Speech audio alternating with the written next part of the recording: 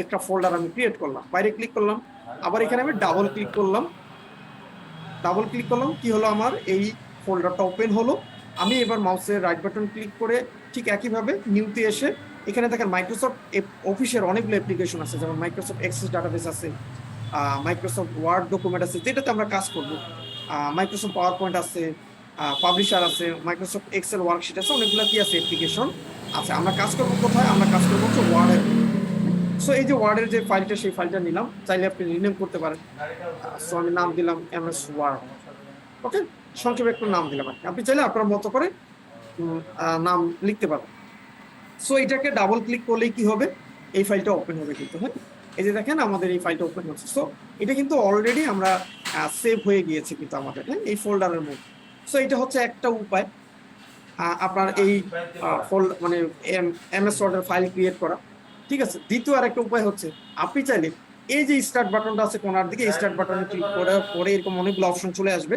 আপনি এখানে সকল আপনার যে সফটওয়্যার আপনি ইউজ করতেছেন আপনার কম্পিউটারে বা পিসিতে, সবগুলো আপনি এখান থেকে দেখতে পাবেন। সো এইখান থেকে আপনি এই যে ওয়ার্ড আছে, হ্যাঁ, অথবা আপনি এই যে পাশে একটা অপশন আছে সার্চ বার, আপনি এখানে লিখতে পারবেন WORD, ওয়ার্ড। ঠিক আছে, সো এখান থেকে এই যে অলরেডি সফটওয়্যারটা এখানে অ্যাপ্লিকেশনটা আমরা দেখতে পাচ্ছি। সো এখানে ক্লিক করলাম, ক্লিক করার পরে দেখেন এরকম একটা ইন্টারফেস ওপেন হচ্ছে। দেন হচ্ছে ব্ল্যাঙ্ক ডকুমেন্টে যদি আপনি ক্লিক করেন তাহলে একবারে এরকম একটা কি আমাদের ওপেন হয়ে যাচ্ছে। হ্যাঁ, এই যে নিচের দিকে একটা, উপরের দিকে একটা, বুঝতে পেরেছেন কিভাবে করে ফাইল ক্রিয়েট করতে হয়? ও, আমি এটাকে কেটে দিচ্ছি। ওকে, আমরা মোটামুটি ফাইল ক্রিয়েট করাটা আমরা শিখে ফেললাম। আমরা একটু যদি আসি, এটা হচ্ছে আমাদের উইন্ডো কন্ট্রোল করার জন্য, এটা দিয়ে আমরা মিনিমাইজ করে ফেলতে পারি। হ্যাঁ, এটা দিয়ে আমরা কি করতে পারি, একটু বক্সের মতো করে ফেলতে পারি, একটু ছোট আর কি। আবার এটা যদি প্রসেস যদি আমরা ক্লিক করি কেটে যাবে। এটা হচ্ছে আমাদের টাইটেল বার, এই যে যেখানে এমএস ওয়ার্ড লেখা আছে, এবং এটা হচ্ছে আমাদের কুইক অ্যাক্সেস। কুইক অ্যাক্সেস এর কাজ হচ্ছে আমরা যদি খুব দ্রুততার সাথে বা এক ক্লিকে যদি কোনো কাজ করতে চাই তখন আমরা এই জায়গা অপশনগুলো নিয়ে আসি। হ্যাঁ, যেমন ওপেন, নতুন ফাইল ক্রিয়েট করার জন্য, মানে নতুন ফাইল নিয়ে আসার জন্য, নিউ হচ্ছে নতুন ফাইল ক্রিয়েট করার জন্য, সেভ হচ্ছে সেভ করার জন্য, আনডু রিডু করার, এই কাজগুলো আমরা দেখবো। তো শুরু করবো হচ্ছে আমরা ফাইল থেকে। আমরা চাইলে এখান থেকে ব্ল্যাঙ্ক ডকুমেন্ট নিয়ে আবার চাইলে এরকম ভাবে কি করতে পারি, আমরা ফাইল নতুন নিতে পারি। এখানে দেখেন দুইটা হয়ে গেছে, এবং এখানে কিন্তু দেখা যাচ্ছে একটা নাম হচ্ছে এমএস ওয়ার্ড, আরেকটা নাম হচ্ছে ডকুমেন্ট 2। ঠিক আছে কিনা, এইভাবে করে আমরা কি নিতে পারবো, আমরা নতুন ফাইল ক্রিয়েট করতে পারবো। আবার অনেক সময় বিভিন্ন টেমপ্লেটের প্রয়োজন পড়ে। সো আপনি যদি টেমপ্লেট নিয়ে কাজ করতে চান, সো আপনি এখানে মোর টেমপ্লেটে ক্লিক করবেন। মোর টেমপ্লেটে ক্লিক করলে দেখবেন এখানে অসংখ্য অনেক ধরনের কি টেমপ্লেট আপনি কিন্তু দেখতে পাচ্ছেন। হ্যাঁ, বিভিন্ন ধরনের টেমপ্লেট আছে। সো আপনার যদি এডুকেশনাল পারপাসে টেমপ্লেট প্রয়োজন পড়ে, আপনি এডুকেশনে ক্লিক করবেন, দেখবেন এডুকেশনাল পারপাসে যে সকল টেমপ্লেট সেগুলো কিন্তু এখানে চলে আসছে। আবার যদি আপনি ব্যাক করতে চান, এই ব্যাকে ক্লিক করবেন, ব্যাক হয়ে যাবে। আপনার যদি রেজিউমেন্ট কভার লেটার প্রয়োজন, আমি কিন্তু দিব কাজ, একটা রেজিউম তৈরি করবেন। সো এখান থেকে যে কোনো একটা টেমপ্লেট পছন্দ করে আপনি আপনার মতো করে নেবেন। ধরেন আমি এটাকেই নিচ্ছি, এই যে এখানে এরপর হচ্ছে ক্রিয়েটে ক্লিক করব।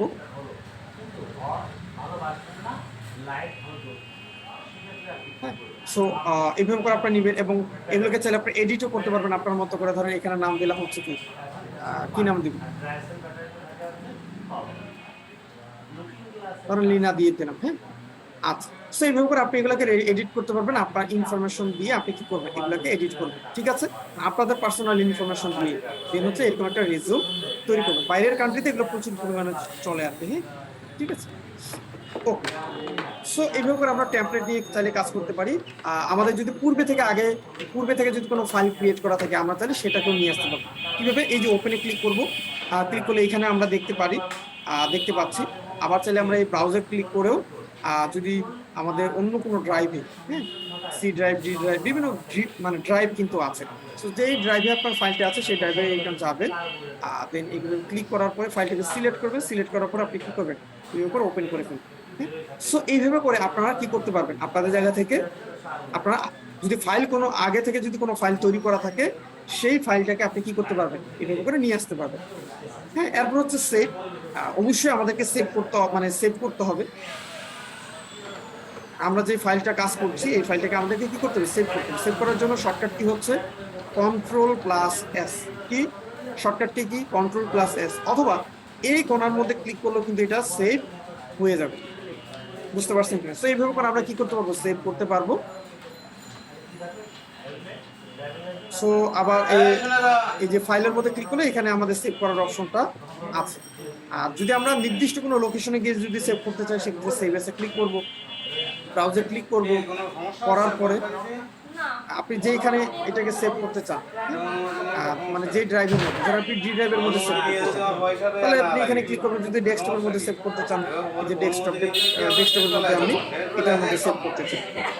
সো কোন নামে আপনি সেভ করতে চান, ধরেন লিনা নামে আছে, কোন ফরম্যাটে আপনি পিডিএফ, তাহলে পিডিএফ করতে পারেন। বিভিন্ন ফরম্যাট আছে, অনেকগুলো দেখতে পাচ্ছেন।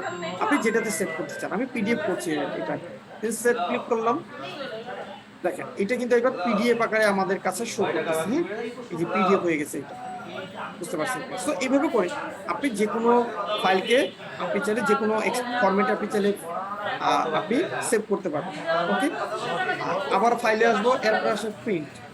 যদি বা আমাদের তেমন প্রয়োজন পড়বে না, তারপর যদি আপনি প্রিন্ট করতে চান, জাস্ট বলে দিয়ে আপনি কয় কপি করবেন লিখে দিবেন এখানে।